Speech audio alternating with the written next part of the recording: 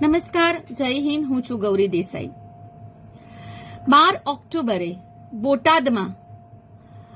બોટાદના ખેડૂતો દ્વારા એપીએમસી યાર્ડમાં તેમની 2 માંગણીઓને લઈને જે આંદોલનની શરૂઆત કરવામાં આવી હતી તે આંદોલનને આમ આદમી પાર્ટીના પ્રદેશ નેતા, ખેડૂત નેતા રાજુભાઈ કરપડાએ સમર્થન આપીને ધરણા પર બેઠા. તો પોલીસે તે ધરણાને રોકવા માટે તેમને ડિટેન કરવામાં આવ્યા અને 13 ઓક્ટોબરે ખેડૂત મહાપંચાયતનું જ્યારે આયોજન કરવામાં આવ્યું હતું તો માર્કેટ યાર્ડમાં ખેડૂતો જ્યારે આવી રહ્યા હતા તો તે પોલીસ દ્વારા તેમને ધકેલવામાં આવ્યા પાછા. ત્યારે ખેડૂતોએ નજીકના ગામમાં હળદડ ગામમાં આ સભાનું આયોજન કર્યું અને જ્યાં રાજુભાઈ કરપડા તેમજ પ્રવીણ નામની ઉપસ્થિતિમાં આ સભાનું આયોજન ચાલી રહ્યું હતું શાંતિપૂર્ણ, તો ભારતીય જનતા પાર્ટીના ઈશારે ખેડૂતો ઉપર પોલીસ તંત્રએ આખા ગામનો ઘેરાવો કરી અને લાઠીચાર્જ કર્યો.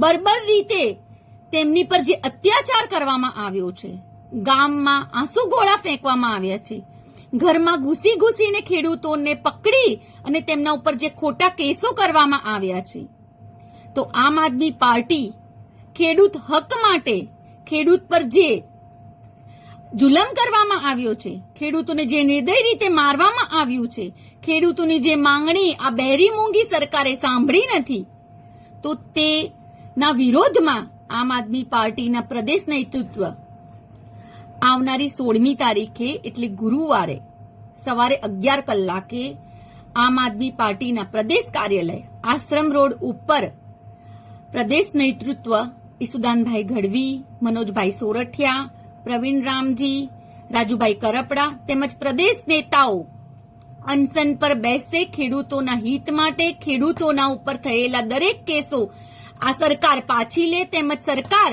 તેમની માંગણીઓને સંતોષે ત્યાં સુધી આ અનશન ચાલુ રહેશે. તો મારી ગૌરી દેસાઈ તરફથી આપ સૌને એક અપીલ છે કે ખેડૂતોના હક માટે, ખેડૂતો ઉપર જે ખોટા કેસ થયેલા છે તેમજ તેમની માંગણીઓને સંતોષાય તે માટે આપ સૌ તેના સહભાગી બનો. 16મી તારીખ સવારે 11 વાગે આશ્રમ રોડ આમ આદમી પાર્ટીના પ્રદેશ કાર્યાલય પર આપ સૌની મોટી સંખ્યામાં આવો અને આ ખેડૂત વિરોધી સરકાર સામે આ અનશનના સહભાગી બનો. જય જવાન, જય કિસાન.